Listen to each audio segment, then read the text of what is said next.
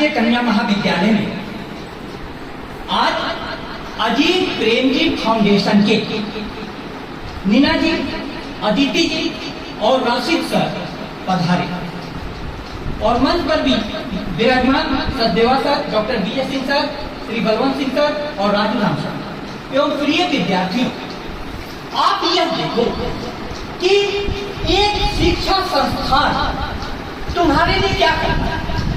थोड़ा गौर से देखोगे तो इन लोगों ने 15 दिन तक मुझसे 3 बार रिक्वेस्ट करने के लिए आए कि आपके विद्यार्थियों से मैं मिलना चाहता हूं। और नीना जी ने, अदिति जी ने अपना परिचय दिया, ये भी आप ही की तरह के विद्यार्थी हैं, आप ही की तरह हैं, इनकी भी उम्र आप ही की उम्र की है। लेकिन इनके कहानी सुनने के बाद आप लोगों के जेहन में, दिलो दिमाग में एक प्रश्न उठना चाहिए जो इन्होंने पूछा, आजादी क्या है? आजादी क्या है? मेरे साथ कविता की 2 लाइनें बोलना। महलों ने दी आग, झोपड़ी में ज्वाला सुलगाई थी, स्वतंत्रता की वह चिंगारी अंततम से आई थी। आप लोग इस सत्य को समझिए। इन्होंने कहा कि आजादी क्या है। स्वतंत्रता के समय जितने भी आंदोलन इन्होंने दिखाया, उनका आंदोलन और क्या क्या सारे स्वतंत्रता सेनानियों को, उसमें महलों ने दी आग महलों ने दी थी। जो बड़े बड़े लोग विदेशों से पढ़ करके आए थे, उन्होंने स्वतंत्रता का स्वाद विदेशों में जाकर के चखा था। झोपड़ी ने ज्वाला सुलगाई थी, वह ज्वाला झोपड़ियों में गरीबों के बीच में सोई हुई थी, उसको उन्होंने आग ने सुलगा दिया, आग ने सुलगा दिया।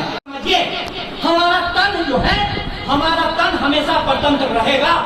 इसको भूख लगेगी तो 2 रोटी की जरूरत है, नींद लगेगी तो बिस्तर की जरूरत है, लेकिन इसी तन में एक आत्मा भी है, आत्मा परम स्वतंत्र। उस आत्मा की आवाज इन लोगों ने सुनी और केरल से बांसवाड़ा में, अदिति जी ने सुनी प्रयागराज से बांसवाड़ा में। यदि आप लोग भी सुनिएगा तो बांसवाड़ा से आप भी बांग्लादेश तक जा सकते हैं, अमेरिका तक जा सकते हैं, विदेशों तक जा सकते हैं। लेकिन यहाँ दिक्कत क्या है, हमारे महाविद्यालय में इतने योग्य शिक्षक, जिनसे प्रत्येक दिन आकर के मेरे को कुछ न कुछ सीखने को मिलता है, उन शिक्षकों की प्रतिभा से आप परिचित नहीं हैं, आप सीखना नहीं चाहते हैं। आज शिक्षा जगत में और अजीत जी प्रेमजी फाउंडेशन को भी मैं यह बताना चाह रहा हूं कि बांसवाड़ा में सबसे बड़ी चुनौती आपके लिए क्या है। 2 शब्द है, विद्या और शिक्षा। शिक्षा का मतलब है बाहर से कुछ चीजें अंदर में डालना, जबरदस्ती। लेने वाला लेने के लिए तैयार नहीं है। लेकिन विद्या का मतलब क्या है? विद्या का मतलब है कि हम कुछ लेने आए हैं। सवाल उठा जब एक एप्लीकेशन में 21 लड़कियां ढूंढ करके मैंने सोशल साइट पर डाली, सोशल मीडिया पर डाली, तो बहुत प्रतिक्रिया आई। शिक्षा जगत में ऐसा लगा कि आप सर होकर के क्या कर रहे हैं, आपने सोशल मीडिया पर डाल करके बच्ची को हतोत्साहित कर दिया। दूसरी प्रतिक्रिया आई, इसमें बच्ची का क्या दोष। इस अवसर पर मैं यह कहना चाहता हूं कि कोई भी कमजोरी को छुपाओगे तो वह नासूर बन जाएगा। छोटा सा घाव यदि छुपाओ, नासूर बन जाएगा। दूसरा, विद्यार्थी का कैसे दोष नहीं है। पहले भी हम लोग जो जाते थे, विद्यार्थी जिज्ञासा के कारण कहीं जाते थे। विद्यार्थी माने जिज्ञासा, जानने की इच्छा। हम लोग सर स्कूलों में कविता पढ़ते थे। छोटा बच्चा माँ से पूछ रहा है, माँ फिर क्या होगा उसके बाद। उत्सुक होकर शिशु ने पूछा, माँ फिर क्या होगा उसके बाद। माँ क्या बोलती है? माँ जवाब देती है, रवि से उज्ज्वल, शशि से सुंदर, नौ किसले जल से कोमल तक वधु तुम्हारी घर आएगी उस विवाह उत्सव के बाद। शादी होगी।